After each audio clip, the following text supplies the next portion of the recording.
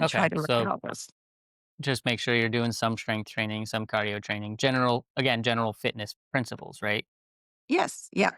And I think that that works for most people for fertility. Unfortunately, most of our society is pretty sedentary, and they've shown that, for instance, sedentary men who watch a lot of TV have lower sperm counts. So, it does show you that activity is important. Women with polycystic ovarian syndrome, research has actually shown that they probably need to do a bit more high level training and fitness, that they respond better to that.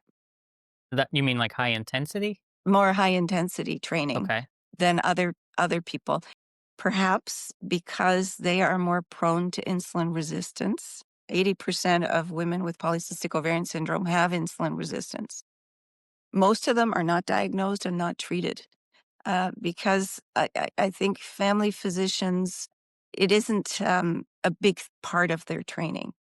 So they tend to either, give the birth control pill or refer on, but these things are often missed. Can increasing muscle mass improve fertility just like on its own? I have not seen, research that particularly addresses that. I think we would have to extrapolate from what we know, but Right. we know that higher levels of activity are to a point, show improved fertility.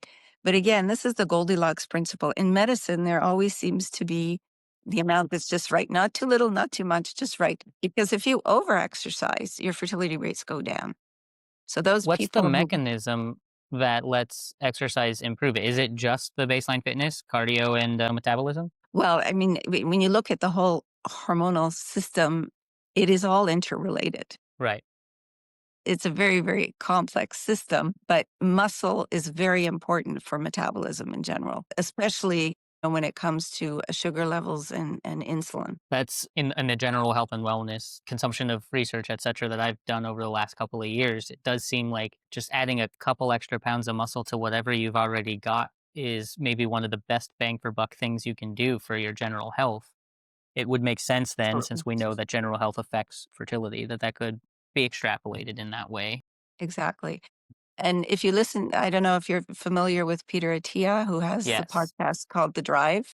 So Yes. he wrote a book called Outlive about longevity and the factors that are important. His belief is that activity or exercise is probably the most important factor in longevity. And I agree with that. I think it's incredibly important. It's underrated. Yep. Yeah, I think it was maybe like middle summer last year when Peter Attia, Dr. Rhonda Patrick, Andrew Huberman, and all of these people, they started putting out podcasts where they had, I guess, done a big review of all of the different diet literature and exercise literature. And it seems like the only common thing in everything that was done was a higher protein per total calorie intake. So if you eat a little bit more protein, you're probably going to get a little bit healthier, all things considered. If you lower your calories a little bit, you're probably going to get a little healthier, all things considered. If you start exercising, you'll get healthier, but not as much as if you raised your protein. And it was kind of interesting to hear that. One, because we had all these different diets and exercise regimes that everyone was saying, this one's the best, this one's the best, this one's the best. And for everybody to suddenly agree, and maybe you know differently because you probably have an ear to the wall outside of these podcasters, but for everyone that I was listening to suddenly agree that just like slightly higher protein is the best like entry level bang for buck thing you could do to improve your health was crazy. And then I did it for myself, just increased it by like 10 grams per serving, an extra ounce of steak at dinner kind of thing. I will tell you that one trick made one of the biggest impacts on the progression of my ulcerative colitis out of anything that I've ever done. That's very interesting. Yes. Obviously, the medication gave me the baseline, but for like 3 years, I was on that medication and I was still suffering a little bit. I started eating higher protein levels and I was always working out. And then Hmm. all of a sudden, I'm getting way less digestive discomfort, way less of a baseline, like everyday sucking level discomfort.